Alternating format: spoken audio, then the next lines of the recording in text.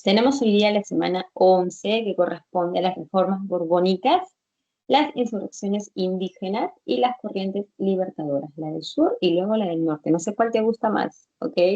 Las dos, ¿verdad? Bueno, vamos a empezar. Las reformas borbónicas. ¿Qué es esto, no? ¿De qué se trata? Bueno, todos sabemos, todos los peruanos sabemos que España fue nuestra metrópoli desde el siglo XVI. Y en el siglo XVI, pues España fue uno de los imperios coloniales más poderosos, ¿no? Sin duda, ¿verdad? Junto con Portugal y luego Inglaterra y Francia se sumaron también a ese proceso de colonización. España pudo mantenerse como un gran imperio colonial durante todo el siglo XVI, en el siglo XVII también, pero ya cuando estamos llegando a fines del 17, inicios del 18, España tiene problemas, ¿ya? España comienza a presentar problemas que tienen que ver con su aspecto económico. ¿Por qué? ¿Verdad? ¿Qué es lo que va a pasar? Pues España va a participar en guerras en las cuales va a perder.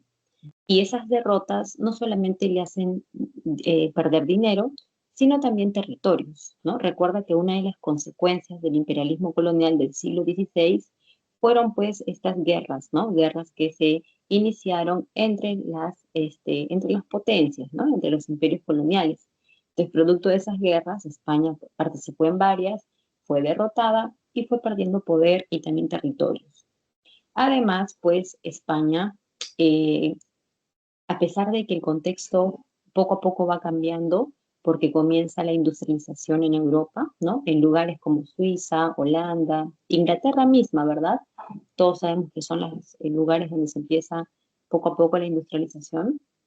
Mientras eso iba ocurriendo, España pues no participa de eso, ¿no? España no está a la par con ese desarrollo, ¿no? Que se iba dando, porque España seguía aún manteniendo esa doctrina mercantilista que se basaba únicamente en acumular oro y plata, porque España pues seguía convencida de que esa es la manera de sostener su economía. Mientras que en otras partes de Europa comienzan a aparecer estas doctrinas económicas como la escuela clásica, la escuela fisiocrática, que hablaban pues que la economía para generar riqueza no era, pues la fórmula no es acumular metales, sino la tierra, ¿no? Los fisiócratas decían que era la tierra y los clásicos decían que era el trabajo. Pero España no estaba pues a la par, ¿no? De esos movimientos modernos. Entonces España seguía todavía con su mercantilismo. Ahora bien, todo lo que es pues los metales, ¿no? Que España se robó, saqueó, ¿no? No sé la palabra robó, saqueó, se llevó, ¿no? De acá de América.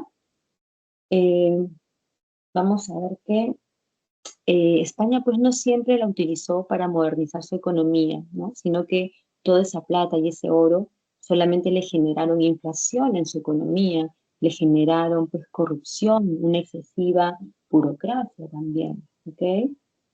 Y además pues España comenzó ante la falta de producción que tenía España, pues comenzó a comprar, ¿no? A importar de otras naciones europeas. Bueno, todos estos jóvenes que les comento es para entender esta crisis económica que España va a atravesar por allá por fines del siglo XVII, inicio del siglo XVIII. Ay, chicos, ahora que me escriben cosas en el WhatsApp que me interrumpen, voy a ver si ya se arregló mi laptop para compartir por ahí, porque si no voy a estar desesperada que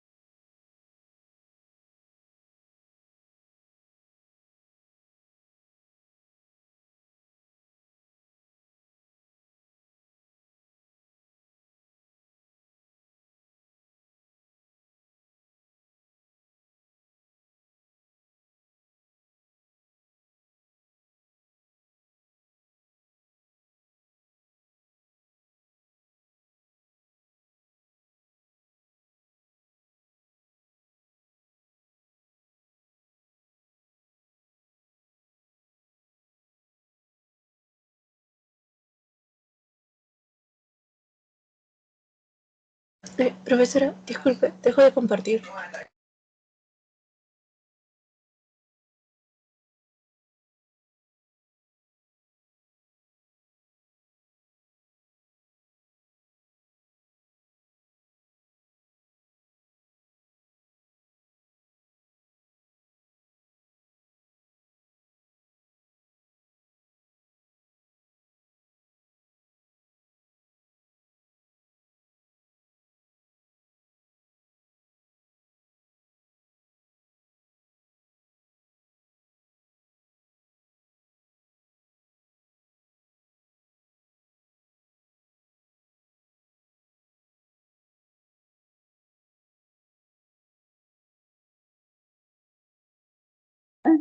Y se dejó de convertir. Mira.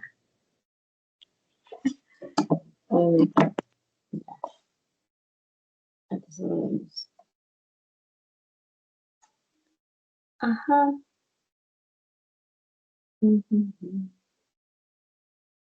Todavía no veo que aparece. Estoy compartiendo, pero todavía no aparece ya.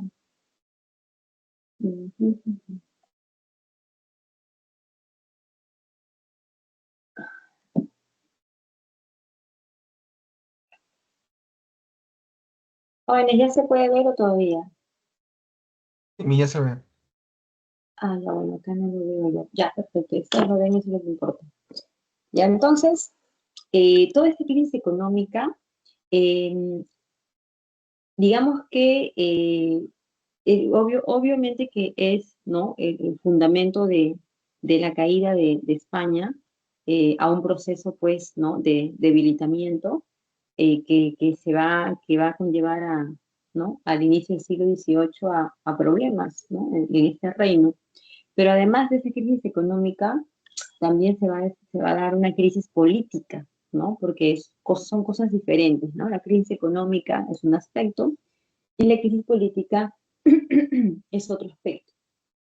Y respecto a la crisis política, pues lo que vamos a observar es que a inicios del siglo XVIII muere Carlos II, quien era pues el rey de España en ese momento de la dinastía Habsburgo.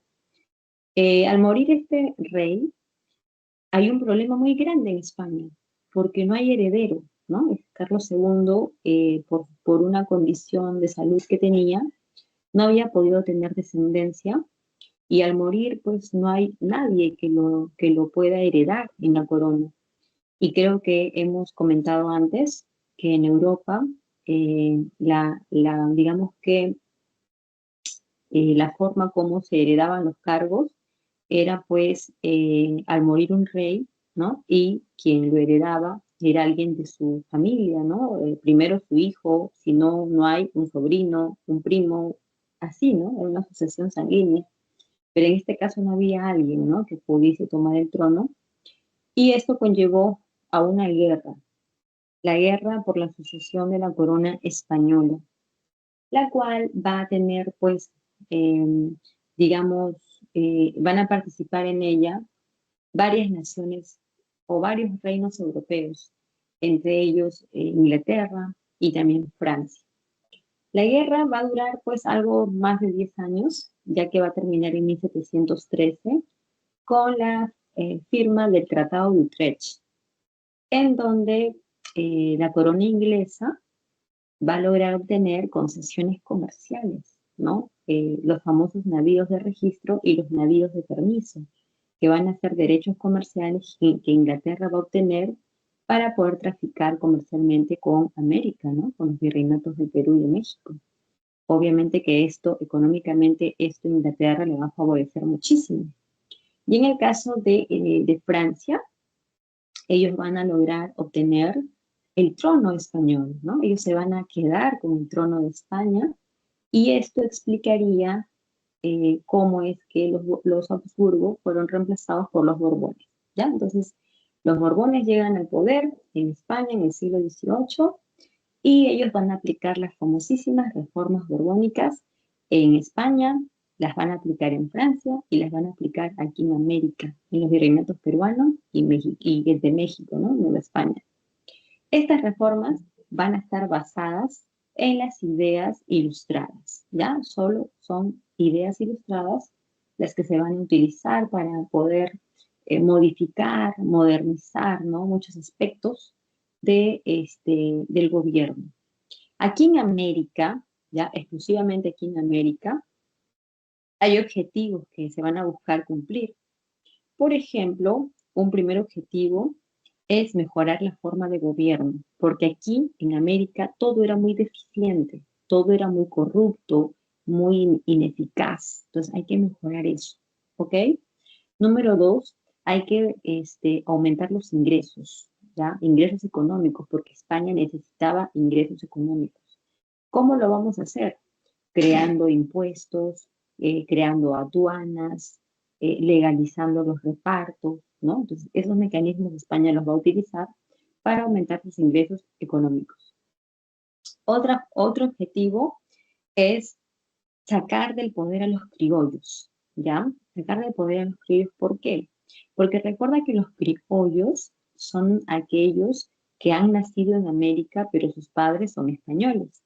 Entonces, este grupo, al haber nacido acá en América, pues no tienen una relación más, digamos, cercana con España, porque al ser criollo, ¿no? Imagínate que tú eras un criollo, pues tú tenías toda tu vida acá, todos tus intereses estaban acá, por lo tanto, tú lo que buscabas era, o sea, digamos que favorecer tus intereses, ¿no? De grupo, de personales, y eso te llevaba a ser desleal con los intereses de la corona, porque antes de poner los intereses del rey, ponías tus propios intereses.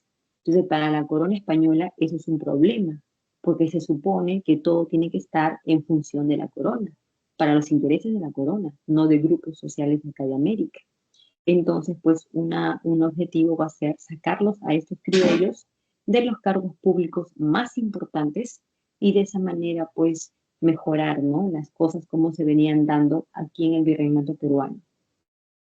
Respecto a las reformas que se van a aplicar, tenemos las de tipo políticas, como por ejemplo reducir la influencia y cargo de los criollos limeños. Para sacarlos del cargo a los criollos, lo que se va a hacer es enviar de España a peninsulares, ¿no? A españoles. Cuando estos españoles llegan acá a ocupar los cargos públicos de más poder, esto va a generar un descontento en los criollos porque se van a sentir humillados, ¿no? Se van a sentir desplazados, ¿no? Obviamente. Y van a comenzar con sus reclamos. Eso significa que se va a ir formando un malestar en contra de la corona. Y eso explica por qué más tarde aparecen pues estos intelectuales que hablan de cambios, ¿no? De separación, porque se vieron perjudicados, pues, ¿no? Al ser desplazados en el poder político. Otra reforma política tiene que ver con las intendencias, ¿no? Creo que por acá nos han puesto el mapa de las intendencias, vamos a ver. Las intendencias son lo más cercano a los departamentos que el Perú tiene en la actualidad. Trujillo, Tarma, Huancavelica, Puno, Cusco, Lima, ¿no? Obviamente que ahí faltan muchos departamentos más que nosotros tenemos, pero digamos que a partir de ellos se han formado los departamentos de hoy. La intendencia reemplaza al corregimiento, y el corregimiento nosotros lo hemos estado estudiando en la clase antepasada. ¿Recuerdas que el corregimiento era como una provincia en donde el poder estaba en manos del corregidor?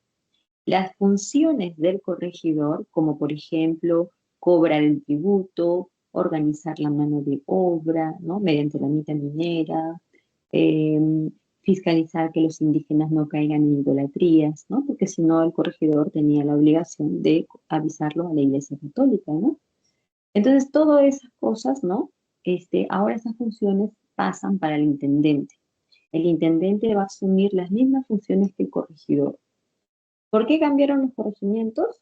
Los cambiaron porque fueron autoridades incompetentes, porque fueron autoridades desleales a la corona, no obedecían, ¿no? Las, digamos, medidas, ¿no? Digamos que mm, no obedecían las indicaciones, ¿no? Que se daban, como por ejemplo los repartos mercantiles, que siempre estuvieron prohibidos, pero los corregidores siempre los hicieron, ¿no? Como si no pasara nada, ¿no? Como si eso fuese permitido. Y los escándalos también, ¿no? Siempre estuvieron metidos en escándalos de abusos, ¿no? Digamos que, de escándalos relacionados a la explotación de los indígenas. Entonces, por eso, ¿no? Los Borbones para sacar, ¿no? Digamos que esta situación que jugaba en contra, ¿no? Entonces los van a sacar del poder y van a poner ahí a los intendentes. En cuanto ya a los virreinatos, ¿no? Vamos a ver que se crean nuevos virreinatos, ¿no? O sea, vamos a ver que tenemos la creación de dos virreinatos. Estos dos virreinatos van a surgir del virreinato peruano, ¿no? Al virreinato peruano lo van a recortar y de ahí van a aparecer estos dos virreinatos. El Río de la Plata y Nueva Granada. ¿Por qué reducir el gran virreinato peruano? ¿Por qué? Primero, porque de esta manera vas a quitarle poder a las autoridades coloniales, ¿no? Las vas a mover, las vas a desplazar, vas a reducir los poderes que tenían. Y eso ya es bastante, ¿verdad? Es bastante eso. Y número dos, porque administrar un virreinato tan, pero tan grande es difícil y suele llevar a un fracaso. Imagínate tú que hubieras tenido que gobernar en el virreinato peruano, ¿no? De los Habsburgo, que era un virreinato enorme. Una decisión que tú tomaras desde Lima, que era la capital, para que esa decisión pueda llegar a todos los rincones del virreinato, ¿cuánto tiempo tardaba eso, verdad? ¿Cuánto tiempo podía llegar a todas las partes y cumplirse, ¿no? Cumplirse. ¿Y cómo lo fiscalizarías, no? Tenías que enviar funcionarios. ¿Y esos funcionarios a qué hora, en cuánto tiempo llegarían a las distintas partes del virreinato, no? Zonas tan lejanas, donde no habían caminos, ni transportes, ni nada de eso. Entonces, eso genera lentitud en los procesos, genera burocracia, genera pues ineficiencia y eso es lo que no se quiere. Se quiere modernizar todo, que todo sea más ágil, más eficaz, más eficiente. Por eso que una medida es crear estos dos nuevos virreinatos. Las capitanías son, bueno, capitanía viene de capitán, o no. Sí, ¿verdad? Viene de capitán. Entonces, capitán, ¿quién es? Es un militar. Pues no, capitán es un militar. Entonces, ¿qué es lo que estamos diciendo? Que en estas zonas de Chile y Venezuela se enviaron militares. ¿Y por qué enviar militares y no virreyes? Porque en estos lugares la población era muy belicosa, ¿no? Muy hostil y nunca se dejaron someter totalmente. Por eso que los reyes Borbones decidieron enviar una mano dura, ¿no? Una mano más fuerte, como la de los militares. Por eso que ahí van a ver estas capitanías. Una última medida fue la creación de la audiencia del Cusco. Ya, eso lo vamos a ver dentro de un rato, con Tupac Amaru II, ¿ya? Así que lo vamos a dejar ahí por si acaso. Por mientras. Y vamos con, a ver, ajá, ya, dejamos esa parte de acá y vamos con otras medidas como por ejemplo las de tipo económicas, ¿no? Que acá son varias. Están divididas, ¿no? Por ejemplo, en el aspecto comercial, el monopolio, ¿ustedes se acuerdan del monopolio comercial que España tuvo con nosotros? Ese monopolio va a desaparecer. Va a desaparecer ¿por qué?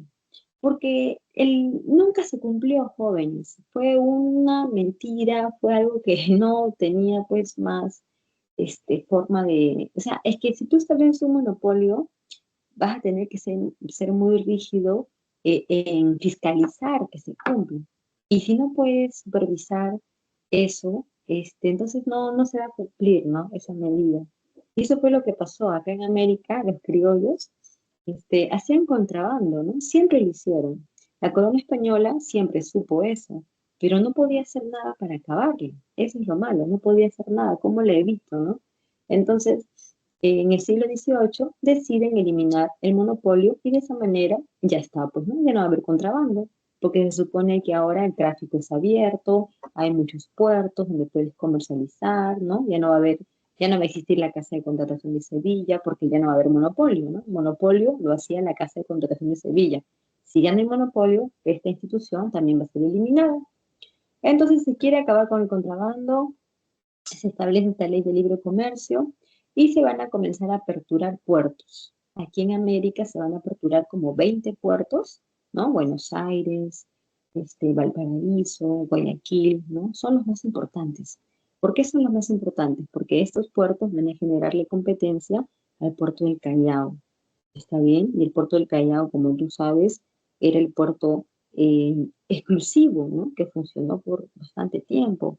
Y la clase comercial, ¿no? La clase criolla que estaba ahí, que era parte, ¿no? Del puerto del Callao, fue una clase criolla poderosa, ¿no? Imagínate cuántas ganancias lograron amasar ese sector criollo y digamos que habían conformado un grupo bastante, digamos, poderoso, ¿no?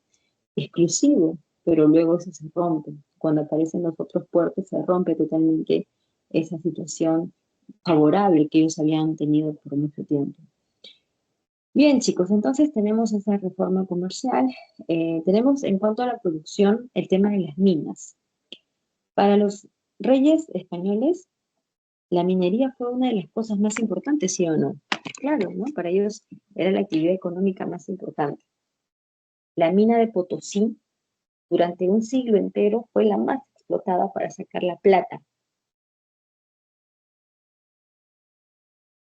Pero esa mina, como tú ya sabes, pues esa mina se secó, ¿no? Se acabó.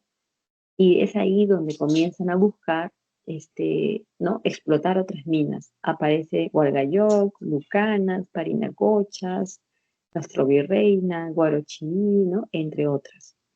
Ahora, el problema con las minas es que los empresarios mineros no quieren invertir en mina. ¿Por qué, profesora? ¿Por qué no quieren invertir en mina?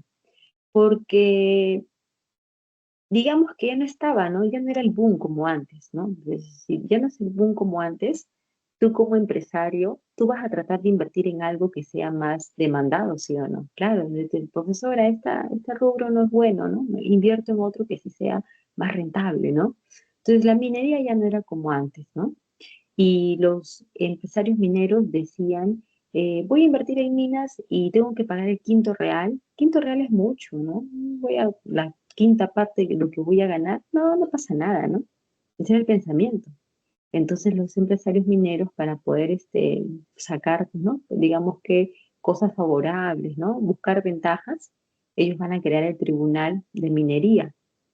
El Tribunal de Minería es algo así como una asociación de empresarios, ¿no? Mineros, como un gremio de empresarios mineros, a través de lo cual ellos van a pedir, pues, ¿no? Ventajas para poder invertir en minería. Y la corona los va a escuchar, obviamente, ¿no? Y les va a dar alguna de esas ventajas, como por ejemplo el 10º real. ¿Te das cuenta? Ya no van a pagar el quinto real, sino, o sea, ya no van a pagar el 20%, sino ahora son del 10%. ¿Ves? Es bastante, ¿sí o no? Entonces, eso fue respecto a la minería. En cuanto a lo fiscal, la idea es aumentar las ganancias, ¿no? España quiere tener más ingresos económicos. ¿Cómo se va a incrementar los impuestos? ¿Ya? En algunos casos se crearon nuevos impuestos. ¿Cómo a qué, profesora? A la coca, por ejemplo. La coca, que antes se vendía libremente, ahora la coca va a ser gravada con un impuesto especial. Ahora, otros impuestos como el alcabala, que es un impuesto general a las ventas, así como el IGB, ¿ok? El alcabala subió de 2% a 4% y de 4% a 6%.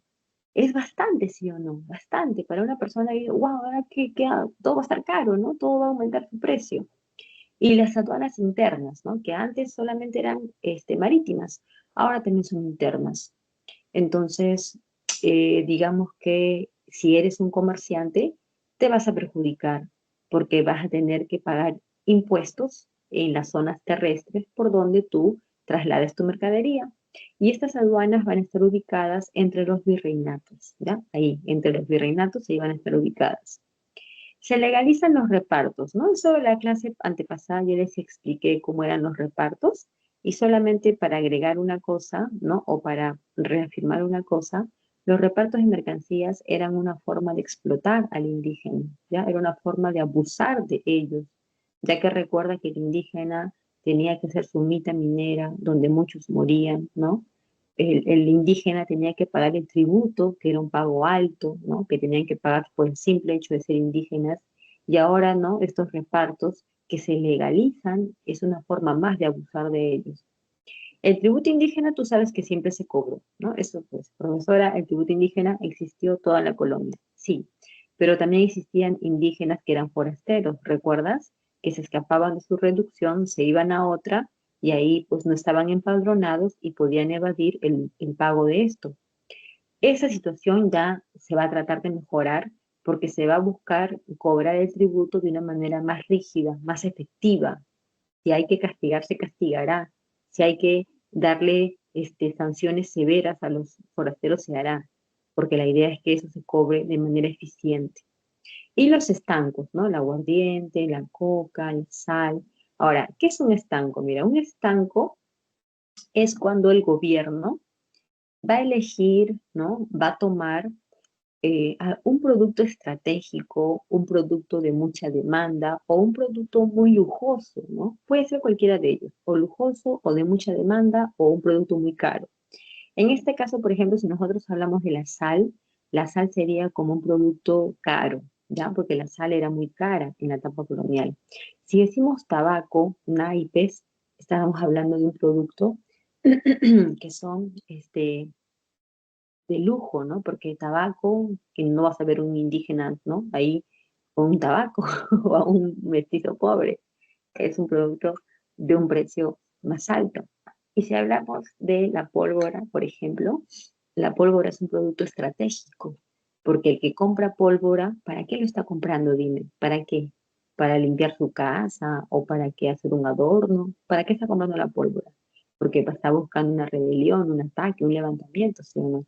Entonces, estos productos, por sus características importantes, son estancados. ¿Qué significa eso? Significa que a partir de ahora tú vas a encontrar esos productos solamente en lugares y establecimientos exclusivos. Por ejemplo, te quieres ir a comprar sal, vas a ir al centro de Lima, donde hay un establecimiento y solamente ahí venden sal. ¿Por qué no venden en otros lugares, profesora, no? En otros diferentes lugares. Porque a partir de ahora no hay intermediarios en la venta de la sal. Ya no hay. O sea, si tú eras un comerciante que podías vender sal libremente, ahora está prohibido. Tú ya no puedes vender sal. ¿Y por qué no puedo vender sal?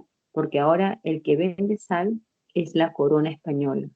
La corona española va a vender este producto en establecimientos exclusivos y todo lo que se recaude de ganancia de la venta de ese producto va directamente para la corona española. ¿Te das cuenta?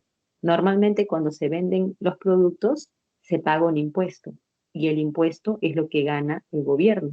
Pero en este caso el gobierno no va a ganar el impuesto de la venta del producto. Ahora el gobierno va a ganar en su totalidad la venta del producto. Entonces, eso es lo que España va a hacer. Estancar productos que son estratégicos, caros, ¿no? Para obtener más ganancias. En cuanto a lo educativo eclesiástico, tenemos, me pagó la, espérense chicos, me voy a apagar el celular. Tenemos la expulsión de los jesuitas. Los jesuitas pues son una orden eclesiástica que acá en el Perú se habían vuelto muy prestigiosos porque ellos eran los que dirigían los colegios mayores, ¿no? Las instituciones educativas y eso les dio prestigio, intelectualidad, ¿no? Eran un grupo bastante poderoso a nivel político y económicamente no te imaginas, eran dueños de muchas propiedades, tenían estancias, chacras, huertos, haciendas, esclavos, no sé qué cantidad, tenían como más 1.000 o 2.000 esclavos, de verdad que ya no recuerdo la cifra, pero tenían muchas riquezas. ¿Y cómo, profesora, usted sabe esto? Esto se sabe porque cuando los jesuitas se fueron de América, se creó el Tribunal de Temporalidades y este organismo, Tribunal de Temporalidades, va a tener la administración, ¿no? De todos los bienes que los jesuitas dejaron y todo lo que te he dicho es lo que se contó de riquezas de los jesuitas, ¿no? Tenían un montón de cosas. ¿Por qué los votaron de América? Porque los jesuitas no eran leales a la corona. Los jesuitas eran leales a la iglesia y al papa. Y eso es totalmente lógico, ¿no? Totalmente comprensible, porque recuerda que ellos hacen votos en los cuales ellos pues van a jurar por su castidad, ¿no? Por voto de pobreza y también voto hacia la iglesia católica. Entonces, para ellos primero es la iglesia y luego el rey. Pero los reyes borbones no querían eso. Los reyes borbones querían primero que los jesuitas estén con ellos, pero eso nunca iba a ocurrir. Entonces, en ese sentido, los reyes borbones vieron a los jesuitas como una orden desleal y una orden tan poderosa que podía hacerles competencia. Entonces, los reyes borbones eso no les gustó y los expulsaron de América, los expulsaron de Europa, bueno, de Francia y de España, ¿no? También por estos años se crea el Convictorio de San Carlos, el cual es la fusión de los colegios mayores San Pablo y San Felipe. Recuerda que estos colegios mayores eran residencia de los alumnos de la Universidad San Marcos y siempre tuvieron, pues, fueron lugares, ¿no? De intelectualidad.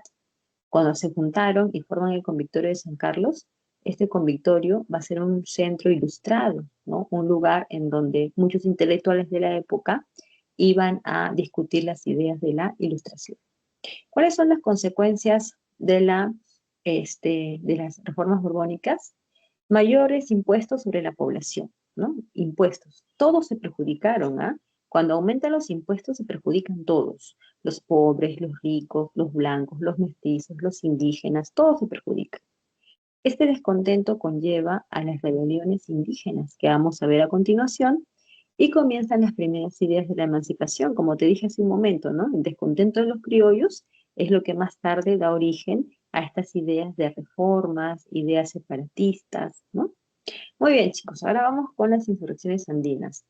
Vamos a tener dos insurrecciones andinas que son las más importantes, ¿ya? En ese sentido, porque insurrecciones andinas, rebeliones andinas, existieron muchísimas. Hay textos que señalan que estas rebeliones eran día a día, semana a semana, mes a mes, porque el indígena siempre luchó por su libertad, y eso es una verdad que no se puede negar, chicos, ¿ok? El indígena siempre trató de liberarse de la explotación de los españoles, pero no lo logró porque siempre fueron derrotados, ¿verdad? Bien, estas insurrecciones van a dar en el siglo XVIII, son en contra de los impuestos que se habían creado, de la explotación de los indígenas, de la pobreza de la población indígena, ¿ok? Y además estas insurrecciones tienen matices o tienen ideas mesiánicas y milenaristas. ¿Qué significa mesiánico? Significa que estos indígenas creían que en algún momento iban a ser rescatados, liberados por un Salvador, por un Mesías.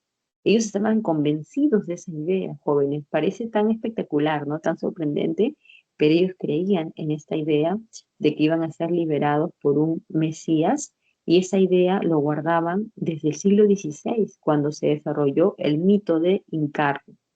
Y las ideas milenaristas son aquellas que te llevan a pensar en el pasado, en aquellos tiempos donde tú eras libre, donde tú tenías, ¿no? Vivías con tu familia en los ayllus, adorabas a tus dioses andinos, a tus huacas.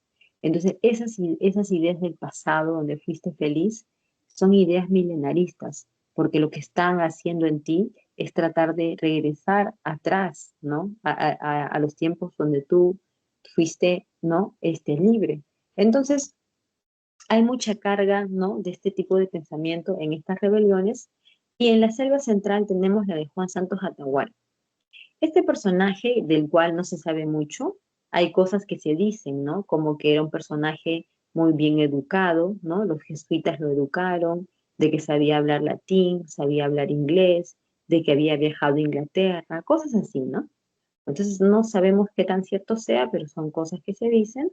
Y mérito sí tiene, ¿no? Tiene mérito en el sentido de que va a lograr impulsar una rebelión con apoyo de las tribus amazónicas. Eso es bastante, ¿no? Bastante considerando que estas tribus amazónicas suelen ser muy herméticas con cualquier presencia foránea, ¿no? Ellos son muy cerrados con sus ideas, con su cultura. Pero en este caso, todas estas tribus van a ser aglutinadas, ¿no? Integradas por Juan Santos Atahualpa. ¿Qué busca o qué es lo que motiva esta rebelión? Lo motiva los abusos de los franciscanos. Los franciscanos eran una orden religiosa que llegó a la selva central en el siglo XVI, cuando se firmó la paz de Acobamba. ¿Recuerdan cuando Titu Cusi Yupanqui firmó la paz de Acobamba a cambio de que sea reconocido como Inca de Vilcabamba, ¿no? Como rey de Vilcabamba? Desde ese momento los franciscanos entraron en la selva central supuestamente con la misión de evangelizar. Pero aparte de evangelizar, los franciscanos lo que van a hacer es explotar la mano de obra de los indígenas por medio de la mita de la sal. Eso es un abuso, ¿no? Es una explotación por parte de esta orden religiosa. Además están las enfermedades que van a traer, ¿no? Las epidemias, a lo cual los indígenas pues le tenían mucho temor, ¿no? A estas enfermedades que te mataban muy rápido y los indígenas culpaban a los franciscanos, ¿no? Culpaban a ellos de haber traído esas enfermedades.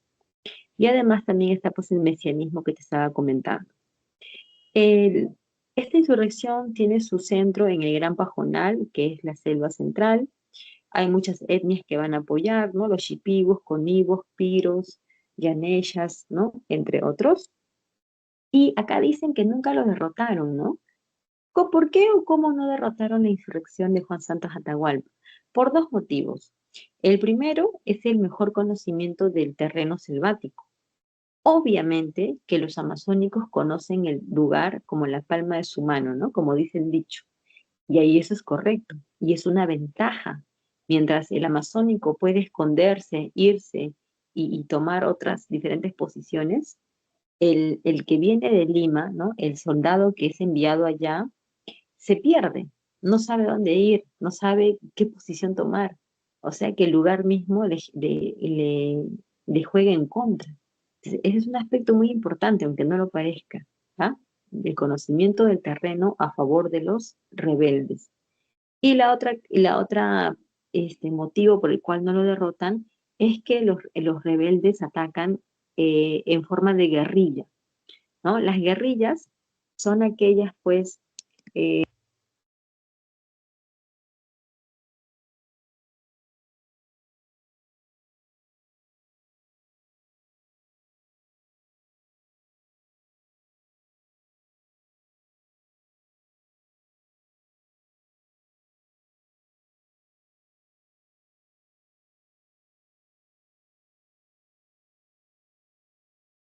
ah,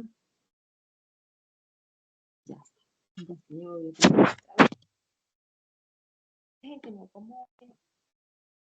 Ya está, ya me acomodé. Ya, entonces decíamos que aparte del buen manejo, conocimiento del terreno, está también el uso de guerrillas. Las guerrillas son ejércitos no profesionales, ¿no? Porque ellos no han recibido instrucción militar. Ellos se han formado, ¿no? Por otro tipo de mecanismos más informales y ellos no tienen una forma de ataque, ¿no? Ellos no saben formar batallones, tomar posiciones, ¿no? No es la forma en que ellos atacan. Ellos atacan primero de manera sorpresiva, ¿no? Al enemigo no le avisan, no pactan un encuentro, eso no lo hacen, simplemente te atacan de manera sorpresiva y además te atacan por la retaguardia. Y cuando tú reaccionas, ¿no? Para enfrentarte a ellos, ¿sabes qué hacen las guerrillas? Se esconden, se van y se esconden. Entonces tú al ver que ellos se van, tú pues ya no tienes forma de perseguirlos, porque recuerda que en el lugar, pues ellos conocen mejor todo ese sitio. Y luego te vuelven a atacar por la retaguardia y luego se esconden y te vuelven a atacar y se vuelven a esconder. Y de esa manera tú nunca los vas a poder derrotar. ¿No te das cuenta? No los vas a poder derrotar. Es una ventaja para ellos. Por eso que las tropas que fueron enviadas fueron siempre así, ¿no? Derrotadas, se podría decir. Hasta que un último ejército que llegó a la zona dice que pues no fueron atacados, lo cual les pareció muy raro. Y ya más tarde, ¿no? Después de mucho tiempo, comenzaron a aparecer ideas, ¿no? Historias, ¿no?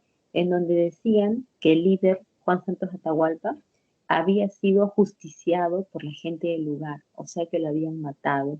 ¿Por qué lo mataron? No lo sabemos y nunca lo sabremos, ¿ok? Ya queda como un misterio. La rebelión de Tupac Amaru II tiene dos fases, ¿no? La fase del Cusco, que va a ser liderada por él, y la fase del Alto Perú, que es, ¿no? Liderada por Julián Apaz. Tupac Amaru II era un cacique, pero también tenía un negocio. Este negocio era de arrieraje. Ser arriero era pues trasladar mercaderías por la zona de la sierra. Bueno, en este caso, Tupac Amaru utilizaba la zona de la sierra, Cusco y Alto Perú. Entonces Tupac Amaru tenía este negocio tan rentable, ¿no? Trasladando mercancías o alquilando sus animales de carga, porque dicen los libros que Tupac Amaru tenía hasta 500 mulas, las cuales las alquilaba para trasladar mercaderías. Entonces, pues Tupac Amaru tenía un negocio muy rentable que se perjudica cuando aparecen las aduanas terrestres, porque a partir de ahora pues Tupac Amaru va a tener que pagar, ¿no? En estas aduanas para poder trasladar libremente su mercadería. Entonces vamos con las causas, ¿no? Las causas de la rebelión. Primera causa es que Tupac Amaru está en contra de las reformas fiscales. ¿Por qué está en contra, profesora? Porque no le conviene, ¿no? Date cuenta que las aduanas a él lo perjudican directamente. Y los impuestos también, porque hace rato dijimos que los impuestos perjudican a todos, no solamente a los pobres, sino también a los ricos, porque nadie, hasta donde yo conozco, ¿ok? Nadie quiere pagar impuestos o más impuestos, imposible, ¿ok? Tú no vas a decir, profesora, yo quiero ganar 8.000 soles y quiero que 3.000 me lo descuenten, ¿no? No, pues tú no quieres eso, ¿sí o no? Si nada más cuando te descuentan de tus 8.000 soles que te descuenten como 900 soles, ya vas a estar llorando porque más o menos es así, te descuentan según lo que tú ganas. Las personas que ganan menos, ¿no? Como el mínimo, que es 1.000 soles, le descuentan 90 o 100 soles nada más, ¿no? Pero si tú ganas 10.000, 15.000 o una suma así, el monto que te descuentan es obviamente bastante mayor y es en función de lo que ganas. Entonces, a nadie le gusta eso, ¿ok? Aparte de las reformas aduaneras, ¿no? De impuestos, también está otra cosa, jóvenes. Tupac Amaru, al ser cacique, él era testigo directo de la forma como se explotaba a los indígenas. Obvio, ¿sí o no? Él era el testigo de cómo los golpeaban, de cómo los maltrataban, los humillaban, los mandaban a hacer la mita, ¿no? Y sobre todo, los repartos, ¿no? Bueno, los repartos, que era otra forma de abuso también. Y el tributo indígena que justamente Tupac Amaru era quien directamente lo cobraba. Y a Tupac Amaru como cacique, a él lo obligaban a que sea más riguroso en el cobro, porque recuerda que una de las reformas borbónicas fue cobrar con mayor eficiencia el tributo indígena. Y esa mayor eficiencia, ¿sabes qué significa? Significa que tienes que, pues, obligar, castigar a ese indígena si no quiere pagar su impuesto, su tributo o se demora. Tupac Amaru, ante esta situación, viajó a Lima para poder quejarse en la audiencia de Lima. La audiencia de Lima le dijo a Tupac Amaru que regrese al Cusco y que espere una respuesta. Pero esa respuesta nunca llegó. Y Tupac Amaru, al ver que no pudo ¿no? lograr nada por las buenas, lo va a buscar hacer por las malas. Y es ahí donde comienza su rebelión. Todo comienza cuando en Tinta, ¿ya? En Tinta hay una fiesta en donde todo el pueblo está presente y también llega el corregidor Antonio de Arriaga. La población que estaba tan enardecida van a tomar prisionero a este corregidor y lo van a ejecutar en la plaza. Tras eso, Tupac Amaru va a comenzar a atacar los lugares públicos, ¿no? Privados, casas, ¿no? Instancias, va a incendiar las iglesias, ¿no? Tupac Amaru hace una serie de cosas que inclusive, ¿no? Va a abolir el reparto mercantil, va a abolir los, eh, el tributo, va a abolir la mitad minera, ¿no? Tupac Amaru va a abolir todas esas cosas por las cuales él se quejaba, ¿no? Y en este proceso, pues, Tupac Amaru también va a perder algunos, digamos que, aliados, ¿no? Porque recuerda que la rebelión de Tupac Amaru empezó con mucho apoyo. Tenía apoyo de criollos, de mestizos, indígenas, ¿no? Muchos grupos lo apoyaron. Y Tupac Amaru también fue muy astuto, porque a cada grupo le habló de una manera diferente. A los criollos le prometió cosas, a los indígenas le prometió otras cosas, ¿no? Entonces, Tupac Amaru jugó a un doble discurso para ganarse el apoyo de más gente. Pero a medida que se fueron desarrollando los acontecimientos, también muchos grupos se fueron, ¿no? Digamos que fueron, ¿cuál sería la palabra? Eh, saliéndose, ¿no? Bueno, saliéndose de esta lucha, porque consideraban que lo que Tupac Amaru estaba haciendo estaba tomando dimensiones que no eran, ¿no? Las que se esperaran. Porque la gente, y no, supuestamente la rebelión, comenzó como algo solamente reformista y antifiscal, ¿no? Porque esa era la idea, reclamar por los impuestos, reclamar por las aduanas, ¿no? Esa era la idea, pero se fue convirtiendo, ¿no? Esta rebelión en algo más. Tupac Amaru tuvo su victoria más importante en Sangarará y después, según dicen, Tupac Amaru tuvo que haber tomado el Cusco.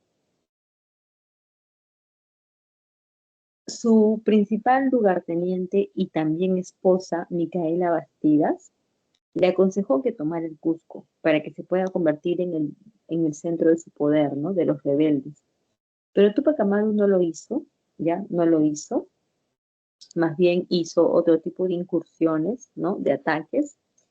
Y luego viene su derrota, cuando de Lima sale un ejército de 20.000 hombres, en donde también estaban caciques que eran enemigos de Tupac Amaru. El cacique Mateo Pumacahua, el cacique Choquehuanca, ¿no? El cacique Sinanyauca, eran pues enemigos de Tupac Amaru y jugaron a favor de las tropas realistas. Tupac Amaru es derrotado en la batalla de Chicacupe y tras esa derrota Tupac Amaru se escapa, ¿no? Se escapa y se esconde. La persona que lo había ayudado a esconderse lo vendió y lo entregó a las autoridades españolas. Ya Tupac Amaru, estando preso, va a ser juzgado por el visitador Antonio de Areche, ¿ya? Recuerden que en la etapa colonial, acá a América, venían estos visitadores, ¿no? Que eran personas que venían a fiscalizar, que venían a supervisar, que todo se esté cumpliendo bien. Entonces, Areche, cuando viene, ¿no? Acá a América, justo pues se encuentra con, ¿no? Con la rebelión de Tupac Amaru, y Areche es el que va a juzgar a Tupac Amaru. Obviamente lo encontraron culpable y trataron de hacerlo, ¿no? Quisieron que Tupac Amaru revelara el nombre de sus cómplices, ¿no? Tupac Amaru nunca lo hizo, ¿no? No podía cometer tal traición, ¿no? Revelar el nombre de sus cómplices, nunca lo hizo. Entonces el castigo de Tupac Amaru por ser un rebelde, ¿no? Va a ser ejecutado con todos sus cómplices, ¿no? Su esposa, sus hijos y otros caciques que lo habían apoyado. Primero les cortaron la lengua a todos, luego con el garrote los mataron, ¿no? Y finalmente Tupac Amaru fue el último que fue jalado por los 4 caballos. Y bueno, y eso es, ¿no? La parte ya de esta fase quechua. Y la fase aymara tiene que ver con el Alto Perú y está liderado por un indígena que se llama Juliana Paza, o también conocido como Tupac Katari. Este personaje se va a unir a los sobrinos de Tupac Amaru, ¿no? Entre ellos Diego Cristóbal. Al principio va a ser buena la unión, van a acercar la paz. Mira, acercar no es lo mismo que tomar. Cuando tú tomas algo, ya es tuyo, ya lo conviertes en un espacio de control, ¿no? De tus intereses. pero solamente cercarlo significa que no lo has tomado, todavía no has derrotado. Pero este cerco que van a hacer, ¿no? De la ciudad de La Paz va a tener, ¿no? Un éxito inicial en los primeros meses, pero luego comienzan los problemas, ¿no? ¿Cuáles son los problemas? Tupac Katari y Diego Cristóbal tenían diferentes ideas, ¿no? Diferentes planes, y ahí comienzan a chocar. Ante esto, Diego Cristóbal decide rendirse y buscar el perdón. Las autoridades coloniales van a hacerle firmar la paz de Sicuani, en la cual Diego Cristóbal, ¿no? Se rinde, busca el perdón, y de esta manera Juliana Paza queda solo, ¿no? Queda pues como el único que seguía luchando. Tras ello, ¿no? A Juliana Paza, a Tupac Katari también lo derrotan y también lo van a enjuiciar y lo van a encontrar culpable, jalándolo, ¿no? Con 4 caballos también, ¿no? También tuvo esta suerte tan nefasta, ¿no? Morir de esta manera tan cruel. Muy bien, chicos, entonces tenemos las consecuencias, ¿no? ¿Qué pasa con todas estas reformas? Bueno, mejor dicho, todas estas rebeliones. Primero que fueron derrotadas, ¿no? Todas ahogadas en sangre. Los indígenas van a sufrir ya no maltratos, sino se les va a prohibir cualquier elemento, símbolo, palabra, ropa que le recuerde a su pasado glorioso milenario. Está prohibido, ya cualquier título inca, cualquier vestimenta, color, símbolo, todo está prohibido. Incluidos los comentarios reales, ¿no? La obra de Garcilaso también va a ser colocada en el índex como un libro prohibido por la Iglesia Católica. Los repartos de mercancías se van a abolir porque los reyes Borbones consideran que ha sido una de las causas que han conllevado a este malestar ya, ¿no? De los indígenas. También se crea la audiencia del Cusco. Como puedes ver, Tupac Amaru fue la audiencia de Lima y no le hicieron caso. Y fue una de las razones por la cual Tupac Amaru va a organizar su lucha, porque Tupac Amaru primero quiso hacer las cosas, ¿no? De manera legal, pero como no obtuvo una respuesta, trató de hacerlo por otros medios. Y esta situación generaba descontento en muchas personas, no solamente en Tupac Amaru, porque imagínate, ¿no? Si tú vivías en la Sierra Sur, tenías que buscar justicia y llegar hasta Lima. ¿Y cuánto tiempo era eso, no? Cuánto era muy lento todos esos transportes en aquellos tiempos. Por eso que los reyes Borbones van a considerar establecer una audiencia también en el Cusco, ¿no? Que vendría a ser la 8ª y última audiencia. Y por último, chicos, vamos a ver que se crean las intendencias y desaparecen los corregimientos, ¿no? Justamente por el escándalo que había pasado con Tupac Amaru. Bien, ¿qué pasa en España a inicios del siglo XIX, verdad? Todos recordamos a Napoleón Bonaparte, aquel emperador francés que trató de conquistar Europa para formar un imperio, ¿no? Para hacer de Francia un imperio poderoso. Napoleón, como parte de sus acciones militares, ¿no? Como parte de sus planes, Napoleón va a decretar un bloqueo continental contra su peor enemigo, que todos sabemos que es Inglaterra. Este bloqueo continental, ¿no? Conocido como el Decreto de Berlín, va a buscar que Inglaterra sea aislada del comercio, ¿no? Con otros países, o sea, aislar a Inglaterra y dejarla sin contactos comerciales para que Inglaterra se debilite y de esa manera pueda ser, ¿no? Derrotada. Este bloqueo continental va a ser, digamos que, no cumplido por Portugal, ¿no? Portugal no va a hacer caso de este bloqueo hecho por Napoleón y Napoleón decide invadirla. Pero para poder llegar a Portugal, Napoleón necesita pasar por España. Y por ello Napoleón va a pedir, pues no, va a solicitar al rey de España, Carlos IV, que le dé esa autorización. Y el rey Carlos IV lo va a aceptar firmando el Tratado de Fontainebleau, ¿no? En este Tratado de Fontainebleau, Napoleón logró tener el permiso para pasar por el territorio de España con sus tropas. Cuando Napoleón estaba pasando por el territorio español con sus tropas, Napoleón lo que hizo fue invadir España. ¿Se dan cuenta? Napoleón invadió el territorio con sus tropas y ya no se podía hacer nada, ¿no? Porque Napoleón había logrado tomar posesión de todo.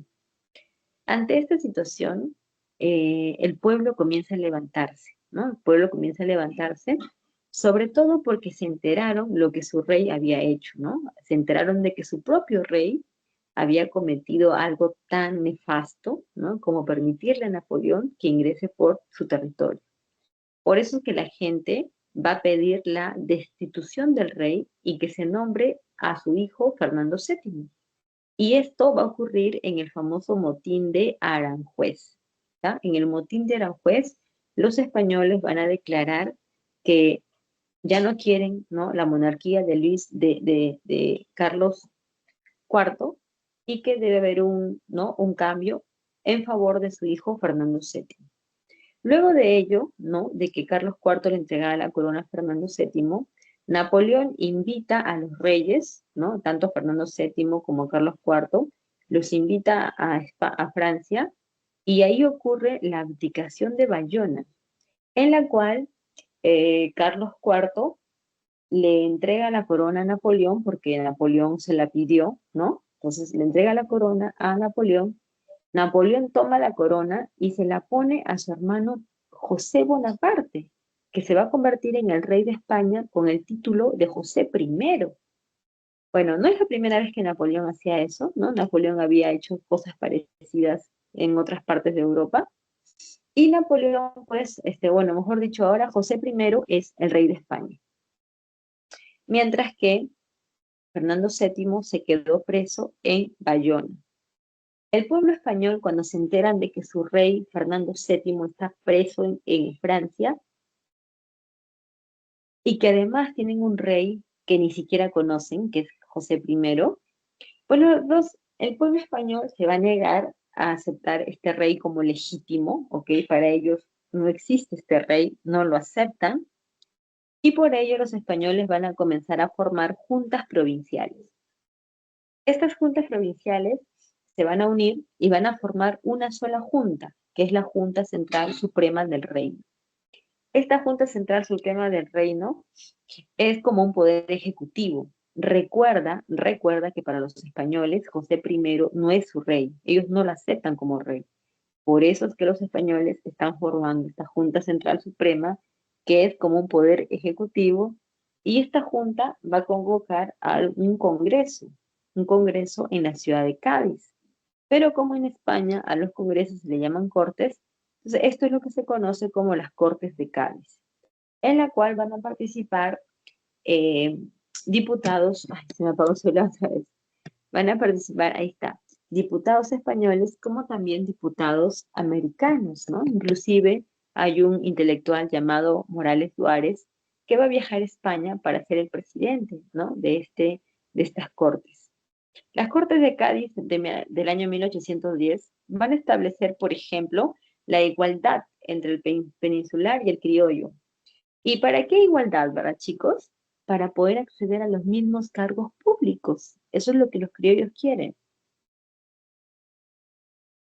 Quieren acceder a los mismos cargos políticos que los peninsulares. Otras medidas que se van a tomar son la abolición del tributo indígena y de la mitad minera. Pero esto solamente va a ser en teoría, porque en la práctica esto no se va a cumplir. Y para 1812 se promulga la Constitución de Cádiz, la cual pues es una constitución liberal, no lo olvides, es liberal. Ahora, una cosita nada más. En el año 1808, Napoleón hizo una constitución conocida como la Constitución de Bayona, o también conocida como Constitución Francesa de Napoleón. Esa constitución, que supuestamente es la primera de España, los españoles no la consideran, los españoles no la aceptan. En la historia de España, ellos consideran como su primera constitución la del año 1812, que fue hecha por ellos mismos, no la de 1808, que fue hecha por Napoleón, ¿no? Los españoles no la consideran. La Constitución de Cádiz va a traer novedades, ¿no? Como por ejemplo, que se deja muy en claro que la nación no le pertenece a una persona o a una dinastía. La nación le pertenece al pueblo. O sea, ¿qué te están tratando de decir? Te están tratando de decir que la corona no es pertenencia de una familia, de una dinastía, ¿no? Como los como los Bonaparte, ¿no? Entonces la corona no es algo, ¿no? Algo que se da, ¿no? A una familia o algo, sino que la nación es el pueblo, ¿no? Por lo tanto, el pueblo es quien tiene todo el derecho para poder elegir a su monarca, ¿no? El pueblo se tiene que respaldar al monarca y no, pues, el monarca puede, ¿no? Adjudicarse un poder nada más, pues, bajo una justificación divina o de familia, ¿no? Y además se establece la libertad de imprenta y se elimina la Santa Inquisición. Bien, chicos, como podemos ver, todas estas acciones que han ocurrido, ¿no? En el Imperio Español han sido producto de una crisis, ¿no? Y también se han tomado medidas liberales, ¿no? Medidas liberales como la Constitución de Cádiz. Y mientras eso pasa en España, aquí en América, se van a dar las juntas de gobierno. Las juntas de gobierno son juntas organizadas por los criollos por medio de los cabildos, ¿no? Y supuestamente son juntas fidelistas, porque están buscando apoyar, ¿no? Al rey de España mientras pues está preso, ¿no?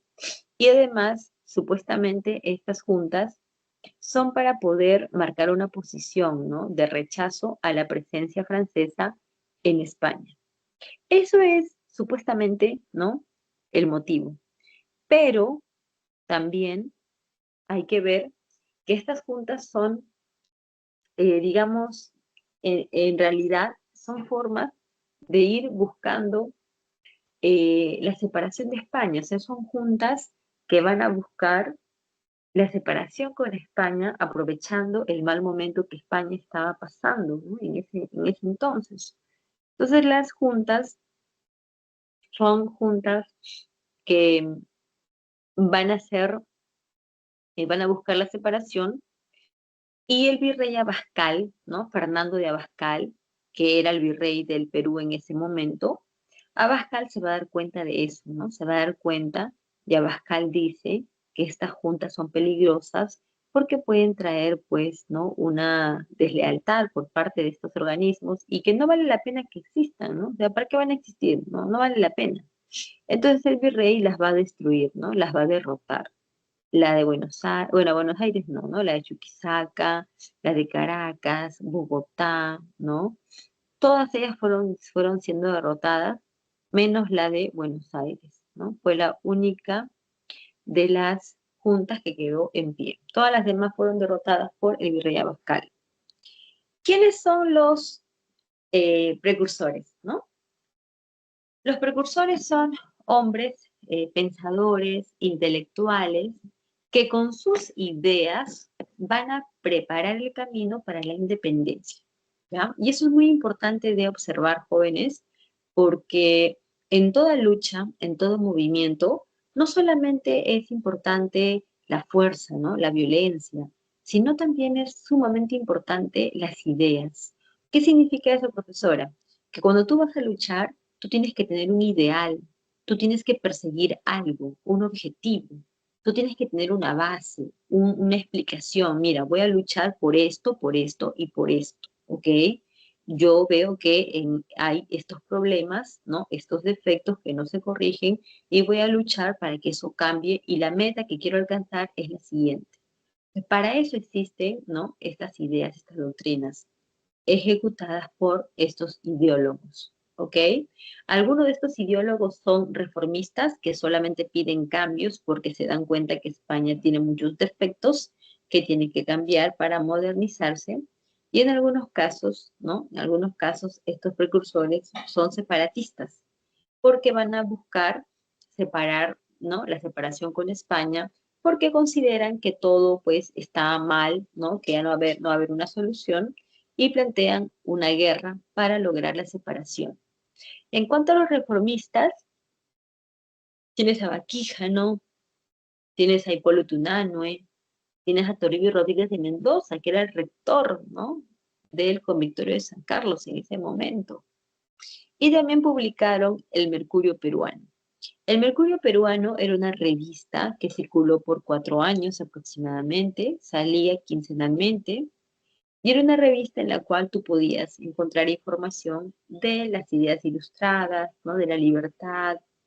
Entonces, era una revista que te llevaba, ¿no?, a eso, ¿no?, a estas ideas de liberación, de libertad, ¿no? Muy bien. Entonces, ellos son los reformistas y los separatistas, ¿no?, como Vizcardo y Guzmán, como Ribagüero, son los que piden que España, que nos separemos de España, porque las cosas ya son irreconciliables, ¿no? Ya no se podría volver atrás. Entonces, lo que buscan es una separación de España. Respecto a las rebeliones y conspiraciones criollas, chicos, permítanme traer un poquito de agua porque tengo la garganta muy seca. Espérenme aquí 10 segundos.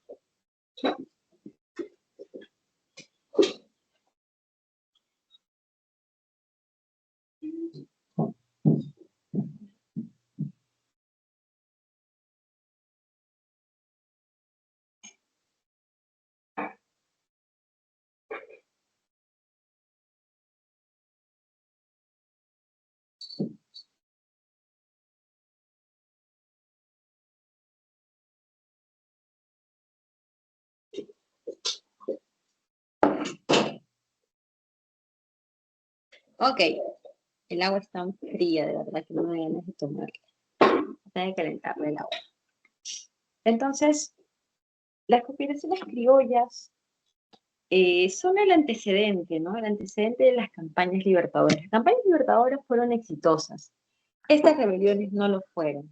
Pero la importancia, ¿sabes cuál es? La importancia de estas rebeliones es que te marcan la pauta. Te dicen qué hacer y qué no hacer. ¿Te das cuenta? Ahí está la importancia de esto. Por ejemplo, cuando San Martín llega, ¿no?, y lo contratan los argentinos para que pueda liberar el Perú, el primer reto y la primera decisión que va a tener que tomar San Martín es cómo llegó al Perú.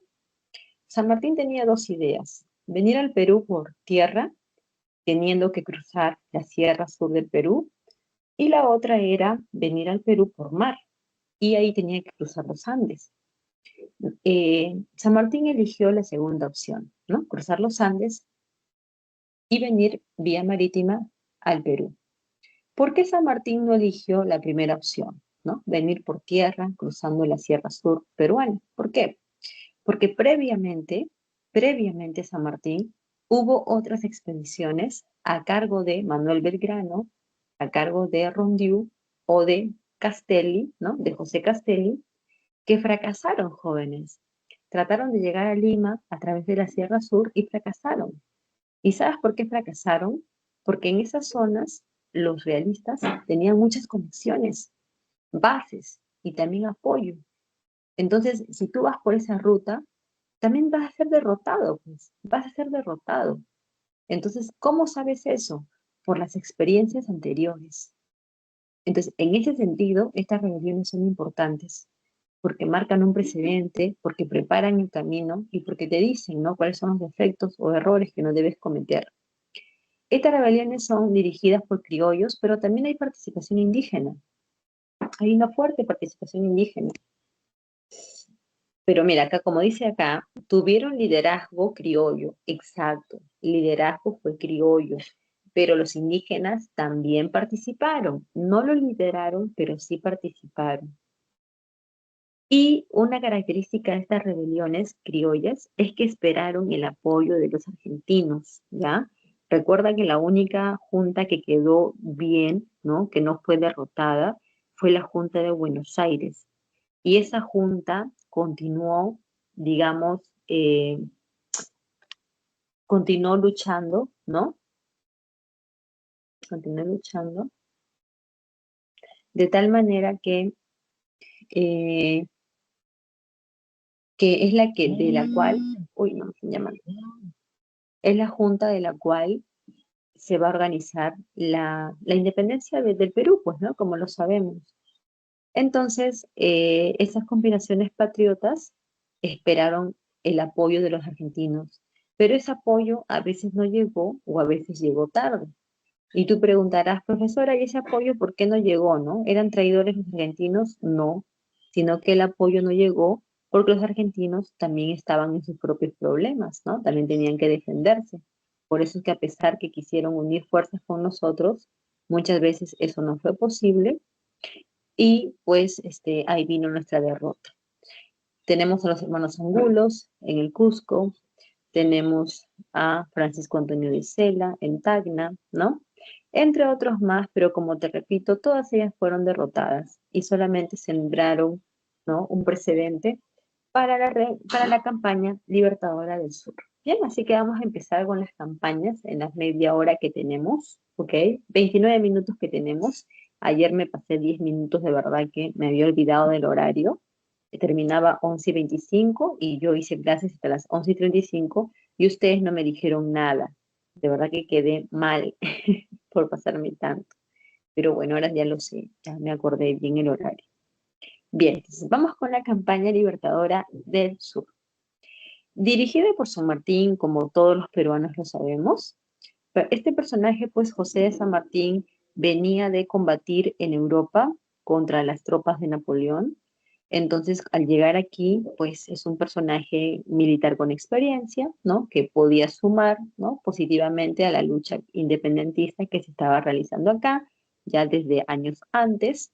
Y los argentinos le hacen una propuesta, ¿no? La propuesta es que San Martín lidere una campaña para libertar el Perú.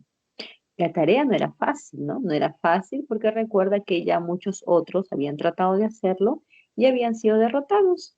Además, pues, liberar el Perú exactamente era lo más complicado de todo, porque el Perú era el bastión del poder político español aquí en América. El Perú era el baluarte, ¿no?, de todo el poderío militar que tenían los Borbones aquí en América. Por lo tanto, liberar el Perú no solamente era difícil, sino que también era obligatorio. Obligatorio si es que tú querías la independencia de todo Sudamérica. No valía la pena que tú te mataras liberando Chile, Argentina, ¿no? Mientras no liberaras el Perú. ¿Ya? Tenías que liberar el Perú primero y ya con eso asegurabas la independencia de todo el resto de Sudamérica. San Martín acepta la propuesta y organiza su ejército de los Andes. Como te dije, San Martín va a elegir la ruta de cruzar los Andes, llegar hasta el mar y de ahí venir, ¿no?, vía marítima hasta el Perú. San Martín, al cruzar los Andes, pasa por Chile y la independiza, ¿no? Todos sabemos que en Chile San Martín la independizó con las batallas de Cancha Rayada, Chacabuco y Maipú, ¿no?, que fue la última con la cual Chile se independizó y va a tener su primer presidente, que es Bernardo de O'Higgins.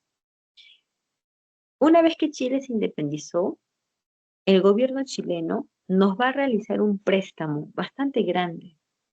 Este préstamo va a ser para financiar la independencia del Perú, pero además para contratar los servicios de un marino escocés llamado Lord Thomas Cochrane. Cochrane va a ser contratado por los chilenos y es un personaje clave en la independencia del Perú. ¿Por qué? Porque San Martín tenía que venir acá al Perú, pero San Martín no sabía a dónde llegar, a qué lugares no ir y digamos, qué proceder tenía que, ¿no?, tener, ¿no? Entonces, para poder, digamos que preparar el camino para la llegada de San Martín, primero van a enviar a Cochrane, un año antes lo van a enviar, y de esta manera Lord Thomas Cochrane va a lograr reconocer cuáles son las rutas de los realistas, cuáles son sus conexiones, cuáles son sus bases militares, en qué lugares ellos están más, digamos, fuertes, ¿no? Tienen más dominio. Y toda esa información es importante para que San Martín sepa qué hacer y qué no hacer, ¿no? Por eso que cuando San Martín llega, San Martín se va a Pisco, ¿no? Ahí instala su cuartel. San Martín no viene directamente a Lima, San Martín se va a Pisco. San Martín no vino solo, vino acompañado por su lugarteniente llamado Antonio Álvarez de Arenales. A este, ¿no? A este personaje Arenales, San Martín lo va a enviar a la Sierra Central para que pueda buscar el apoyo de los indígenas, ¿no? Y acá, jóvenes, nos vamos a detener para poder mencionar cuáles eran los ideales de San Martín. Su primer ideal es que los indígenas participen en su lucha por independizarse. Entonces, los indígenas tienen que participar sí o sí. La segunda idea de San Martín era que la independencia se logre por medios pacíficos y no violentos, porque una guerra en este momento sería totalmente, pero totalmente perjudicial para nosotros, ¿no? No la soportaríamos. Por eso es que tenía que evitarse la guerra y buscar la independencia por vía pacífica. Y la última es el proyecto político que San Martín tenía, ¿no? San Martín quería que el Perú tenga un tipo de gobierno monárquico constitucional, pero los criollos no querían eso. Los criollos querían, ¿no? Una república. Entonces San Martín, pues, durante todo el Profesor, tiempo que estuvo aquí, sí, hoy se profesora, apagó otra vez, ¿no? Sí, digamos. no, sí que había dejado de compartir.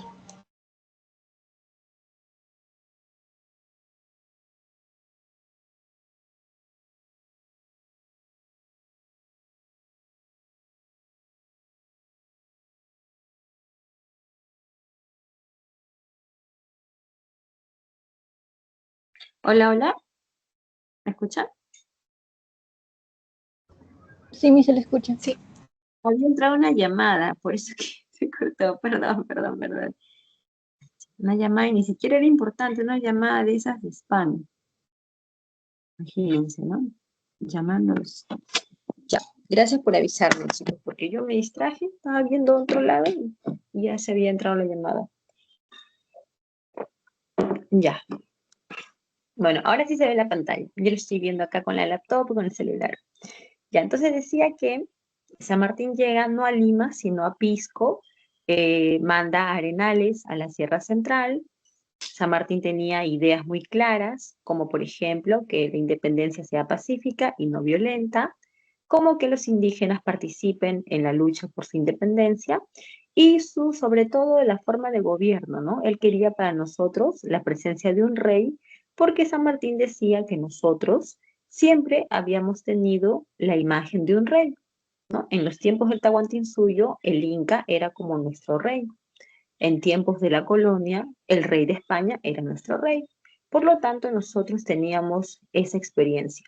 Si la cambiábamos por otra, como una república, donde hay que elegir a un presidente, donde hay que haber sufragio, ¿no? Cosas así, pues San Martín decía que nosotros éramos inmaduros para eso, ¿no? Inmaduros políticamente.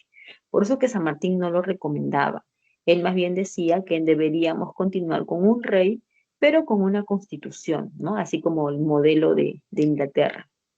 Entonces, San Martín va a tener este plan, pero no va a tener apoyo, porque los criollos, casi todos, van a querer una república, ¿no? Una república que es una forma de gobierno muy diferente, en donde no hay un rey, obviamente, ¿no? Sino que en la república hay un presidente y es por elección, ¿no? Entonces ya las formas de elegirlo ya pues se discutirán después, ¿no? Si por sufragio universal, censitario, el Congreso lo va a elegir directamente, entonces ya se discutirá.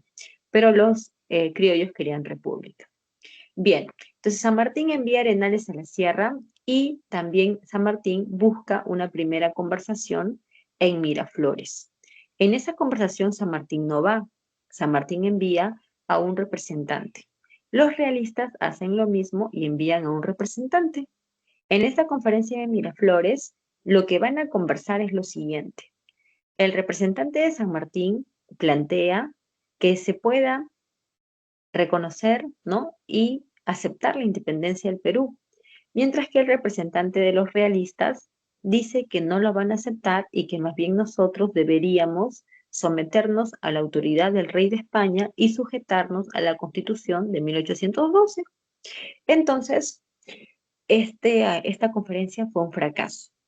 Después de esto, vamos a ver que se da el único enfrentamiento, ¿no?, de la campaña libertadora del sur en Cerro de Pasco.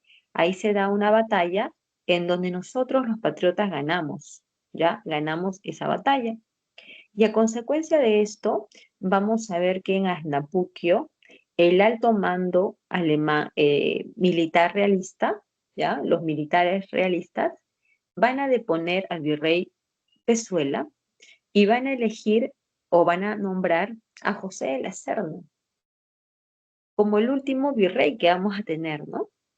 Entonces, este evento, ¿no? Vamos a ver que lo que le sigue es la conferencia de Punchauca en Caraballo. En esta conferencia, San Martín se reúne con la Serna, ¿no?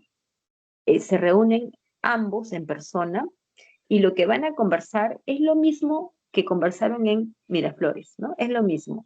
San Martín plantea que se reconozca la independencia, mientras que la Serna plantea que nos sometamos al rey de España y nos sujetemos a la Constitución.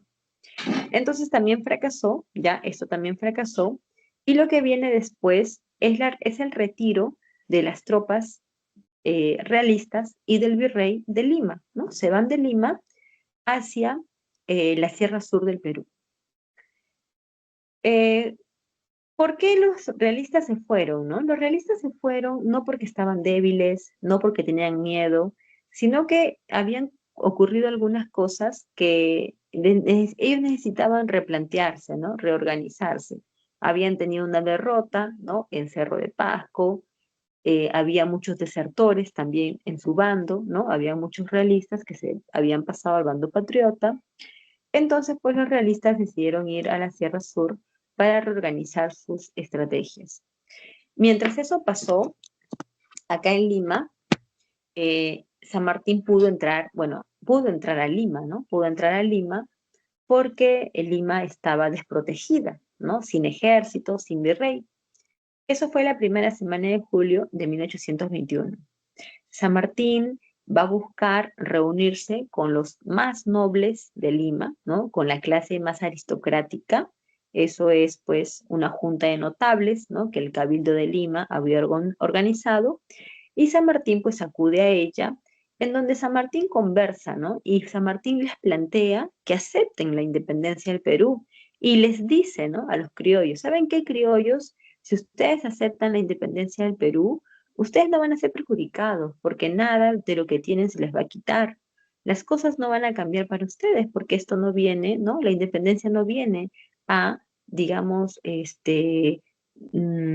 causarles a ustedes, ¿no?, un ataque, ¿no? Sino que esto viene por otros motivos, ¿no? Que es liberar estos pueblos digamos, de la presencia española. Entonces este cabildo, ¿no? Estos criollos aristocráticos que estuvieron presentes, aceptaron y finalmente firmaron el Acta de la Independencia. Esto fue el 15 de julio de 1821, y lo que viene después es la proclamación, ¿no? El 28 de julio, en una ceremonia de tipo religiosa, en donde el dato, ¿no? El dato es que no participaron ni mestizos, ni indígenas, ni mulatos. Los únicos que participaron y estuvieron presentes en esa ceremonia fueron los criollos. O sea que esa proclamación fue bastante discriminatoria. Mientras que las cosas se definían, o sea, ver qué va a pasar con los realistas en la Sierra Sur y también ver qué forma de gobierno es la que se va a elegir,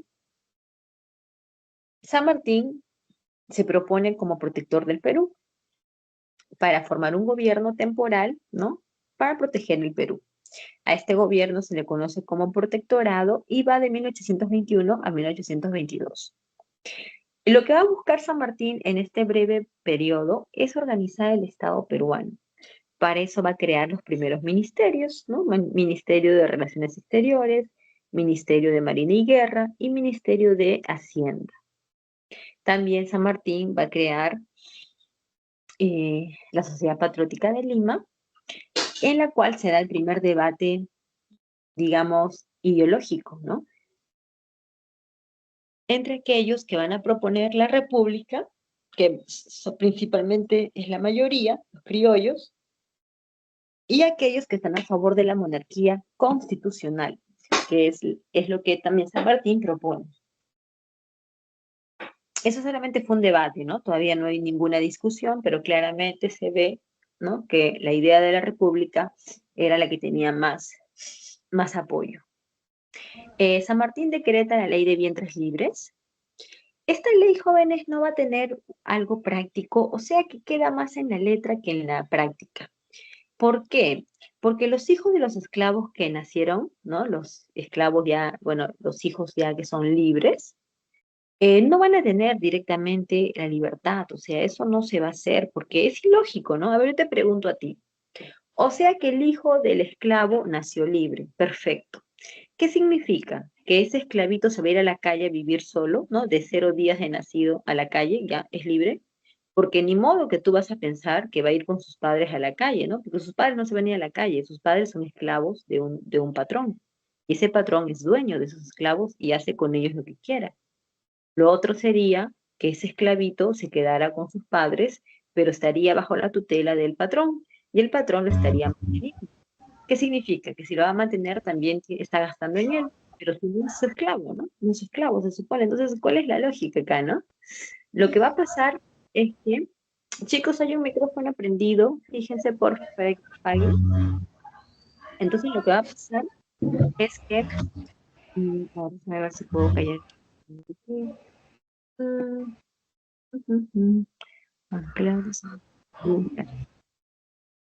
Ya lo silencié. Ya, ok. Entonces, lo que va a pasar es que estos esclavitos que van a nacer supuestamente libres van a continuar bajo la tutela, ¿no?, de los patrones de sus padres, y a medida que pasaron los años, los patrones van a reclamar, ¿no?, un derecho sobre ellos, ¿no? No de posesión, sino que van a decir que han invertido en mantenerlos, ¿no?, en darles alimento, y que van a necesitar que eso sea retribuido. ¿De qué manera? Que ese esclavo trabaje para ellos, ¿no?, hasta que se pueda pagar, ¿no?, todo lo que se invirtió en mantenerlos. Entonces, como puedes ver en la práctica, no fue algo que se haya cumplido, ¿no? Lo que sí se hubiese cumplido, ¿no?, lo que sí hubiera sido totalmente, que haya sido efectivo, es que se liberara a todos, ¿no? A todos, no solamente los que nacían de esa fecha. Por eso que Ramón Castilla, ¿no?, por allá, cuando candidateó para su segundo gobierno, Ramón Castilla sí lo hizo, ¿no? Decretó la libertad de la población, ¿no?, esclava, desde Ayacucho, ¿no? Bien, entonces también abolió el tributo y la mitad, pero también son ideas populistas, ¿no? Ideas populistas porque tú sabes que el tributo era, pues, el principal ingreso que tenía el Perú. ¿Y cómo vas a sacar eso si es nuestro principal ingreso, ¿no?, para mantener nuestra economía? Como que no tiene mucho sentido. O sea, son ideas más populistas, pero que no tenían mayor sustento, ¿no?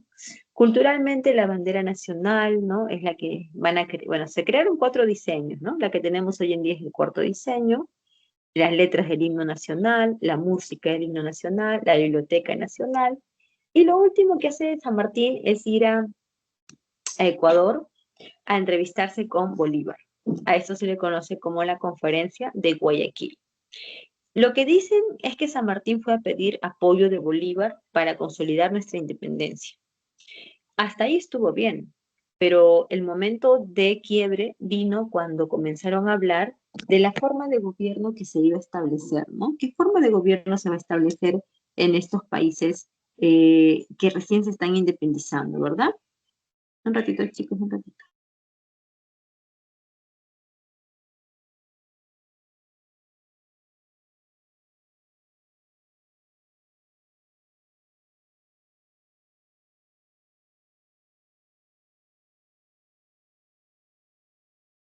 Ya, chicos. Ahí está otra vez. Ya. Disculpen que hice una cosita.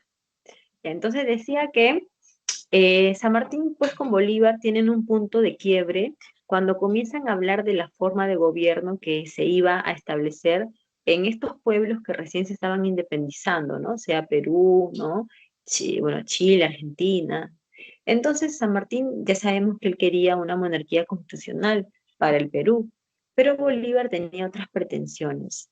Bolívar no quería ni monarquía ni república, ¿no? Lo que Bolívar quería era una confederación continental, un bloque de países que se unieran para formar algo así como lo que era Estados Unidos en el norte o lo que era Brasil acá en América del Sur. Esta situación hizo que San Martín y Bolívar no llegaran a un acuerdo. San Martín se retiró de esa reunión, se regresó al Perú inmediatamente y antes de irse de nuestro país, San Martín estableció, ¿no?, el primer Congreso Constituyente. Este primer Congreso Constituyente, vamos a ver que va a redactar nuestra primera constitución que va a salir en el año 1823 y va a crear o va a elegir como forma de gobierno la república. Se supone que si tenemos una república, pues hay que elegir un presidente, pero no se eligió un presidente, se eligió una junta gubernativa. Esta junta gubernativa va a estar integrada por 3 personas: José de la Mar, Felipe Antonio Alvarado y Manuel Salazar.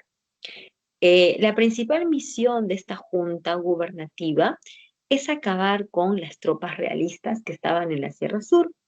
Y para eso se va a utilizar la estrategia de los puertos intermedios. ¿Cómo es eso? Mira, para que tú vayas a atacar a las tropas realistas que están en la Sierra Sur, tú tienes 2 formas de hacerlo.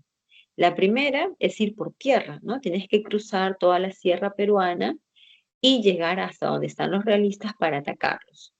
Eso sería bastante complicado, ¿no? Considerando que los caminos eran terribles, eran los viajes muy largos, pues no tenía su dificultad, ¿no? Una gran dificultad. Lo otro era ir a por mar, ¿no? Ir por mar por toda la costa peruana, desembarcando en cada uno de los puertos, ¿no? Vas desembarcando en cada uno de los puertos hasta que finalmente llegas a la altura de donde están los realistas y entras por tierra para atacarlos. Eso fue lo que eligieron, ¿ya? Y esa fue una idea que San Martín lo había planteado y lo van a realizar, pero fue un fracaso para nosotros. Los realistas nos derrotaron en Torata y en Moquegua, y ante esta derrota, el alto mando militar peruano, ¿no?, el alto mando militar patriota, fueron al Congreso y, y pidieron la destitución de la Junta Gubernativa y que se elija a un presidente. Y esto, que es conocido como el motín de Balconcillo, va a tener, ¿no? Va a tener una respuesta, porque efectivamente el Congreso va a eliminar la Junta y va a nombrar como presidente a José de la Riva Agüero, ¿no? Este aristócrata de pensamiento separatista. Se va a convertir en nuestro primer presidente. José de la Riva Agüero como presidente eh, toma algunas acciones como por ejemplo enviar o pedir a Inglaterra el primer préstamo que nos vamos a hacer, ¿ok? Es el primer préstamo de la historia peruana, ¿no? De 1.200.000 libras esterlinas en el gobierno de Ribagüero. Y también organiza una nueva campaña de puertos intermedios, ¿no? La segunda campaña de puertos intermedios, en la cual nuevamente nos derrotaron, ¿ya? Por segunda vez. Y esta vez fue más complicado, ¿no? Esta derrota fue mm, tuvo digamos que es más preocupante. ¿Por qué? Porque los realistas están demostrando que pueden derrotarnos fácilmente, ¿no? Una y otra vez. ¿Y qué pasaría si los realistas regresaran a Lima? Pues simplemente nos derrotarían, porque demuestran que somos poderosos. Ante esta debilidad, ¿no?, de Ribagüero por esta derrota, el Congreso peruano lo va a destituir y va a nombrar a Torretagle. Pero Ribagüero no acepta la destitución del Congreso y Ribagüero se va a Trujillo, ¿no?, al norte. Y desde ahí se proclama presidente, ¿no? Y nosotros teníamos 2 presidentes, Ribagüero en el norte y Torretagle en Lima. En este momento es cuando llega Simón Bolívar al Perú. Cuando Simón Bolívar llega al Perú, se descubre la traición de Ribagüero y Torretagle. Estos 2 militares habían estado traicionando al Perú porque estaban conversando con las tropas realistas para acabar con nuestra independencia. Bueno, eso fue lo que se le acusó a ellos, ¿no? Que sea cierto o no sea cierto, bueno, pero esas fueron las acusaciones. Ante eso, el Congreso peruano los va a, digamos que, culpar de traidores y los van a perseguir, ¿no? Los van a perseguir, ante lo cual Torretagle se escondió en el Real Felipe, le dio escorbuto y se murió. Mientras que Ribagüero se fue hacia el norte, ¿no? Hacia Ecuador y ahí desapareció, ¿no? Ya no supimos más de él. Entonces, como Ribagüero y Torretagle han sido, pues, ¿no? Expulsados, ¿no? El Congreso peruano decide entregarle el poder a Bolívar, convirtiéndolo en dictador del Perú. Bolívar como dictador va a tener plenos poderes, ¿no? Para tomar las acciones que decida tomar. Y Bolívar lo que va a hacer es realizar dos, ¿no? Campañas militares, Junín y Ayacucho. Estas campañas militares van a ser un éxito, ¿no? Para nosotros porque vamos a ganarlas y gracias a ellas se va a poder, ¿no? Consolidar la independencia del Perú. Hay que recordar también en esta parte que las acciones más destacadas no son de los militares, sino de las montoneras, ¿no? De los húsares de Junín, que pues van a destacar mucho, ¿no? Apoyando al ejército patriota para esta victoria. En la capitulación de Ayacucho, España reconoce nuestra independencia, pero aún no la va a firmar. ¿Y por qué no la firmó, profesora, no? Porque el Perú se comprometió a dar una indemnización. Entonces España dijo, cuando ustedes me den la indemnización, yo les firmo la independencia. Pero Perú nunca pudo pagar esa indemnización porque los siguientes años, como tú ya sabes, el Perú económicamente estuvo muy mal, ¿no? Con muchos problemas políticos. La única etapa donde sí pudimos levantarnos fue durante la prosperidad falaz. Entonces, mientras que Perú no pagó esa deuda, pues España no nos reconoció la independencia formalmente, ¿no? Legalmente, no nos había reconocido. ¿Cuándo lo va a hacer? Por allá, cuando se dé la guerra con España, ¿no? Por ahí recién España nos los va a reconocer de manera oficial. Bien, chicos, ya se dio nuestra independencia y ahora vamos con la última parte que son las ambiciones de Bolívar, ¿no?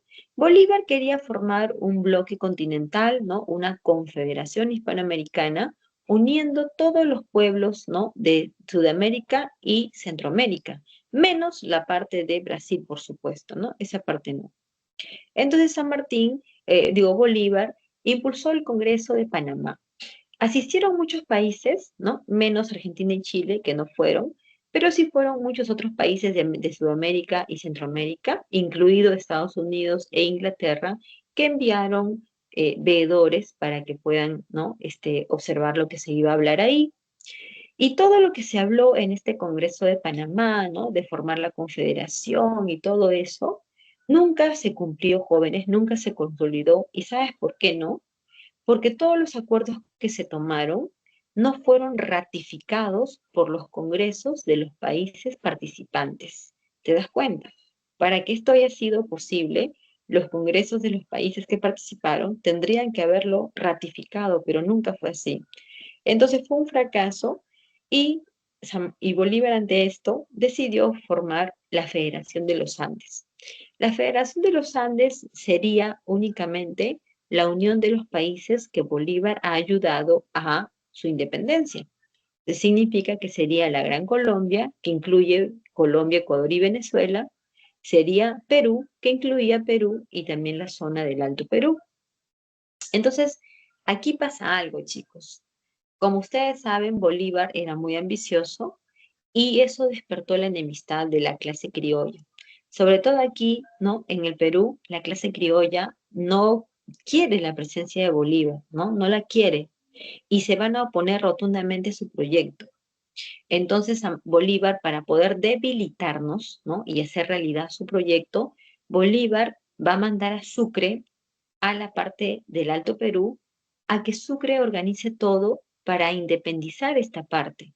Y es ahí donde Sucre organiza la asamblea de Chuquisaca, en donde logra tener, ¿no? El apoyo de la clase criolla del Alto Perú para la independencia de ese territorio. Y finalmente lo va a lograr, ya que esta zona del Alto Perú se va a convertir en un lugar independiente, ¿no? En un país independiente, con el nombre de República de Bolívar, cuya capital, ¿no? Va a ser primero La Paz y su presidente va a ser José Antonio de Sucre. Muy bien, chicos. Con eso Bolívar pues nos jugó muy feo, ¿no? Al quitarnos esta parte tan importante del Alto Perú. Pero bueno, ya está, ¿no? Ya está y Bolívar pues va a ser, bueno, va a ser invitado no, sino que Bolívar va a tener que retirarse a la Gran Colombia porque se había suscitado un problema, una rebelión contra él. Y cuando Bolívar se va del Perú, deja el gobierno encargado a Santa Cruz. Pero ya es ahí, hasta ahí nada más lo que llega a la clase de hoy, ¿no? Porque ya lo que viene después es el primer militarismo y vamos a ver qué pasó en el primer militarismo, ¿no? Es el gobierno de los militares, Lamar, Salaverry, Gamarra, ¿no? Pero ese es otro tema. Por ahora vamos a dar las claves, espero que los hayáis marcado bien. Mira, acá dice que la número 1 es la B de barco, la número 2 es la D de dado, la número 3 sería la E de enano, la número 4 la C de casa, y la número 5 sería la A de avión. ¿Ok? Así que ya está, la clase está terminando como debe ser, ¿ya? Porque me demoré mucho ayer. Así que chicos, gracias por estar acá en sábado. Disculpen mis cosas ahí técnicas que tuve al principio. Y bueno, ya está, pues, ¿no? Ya nos remontaremos el otro viernes, ¿ya?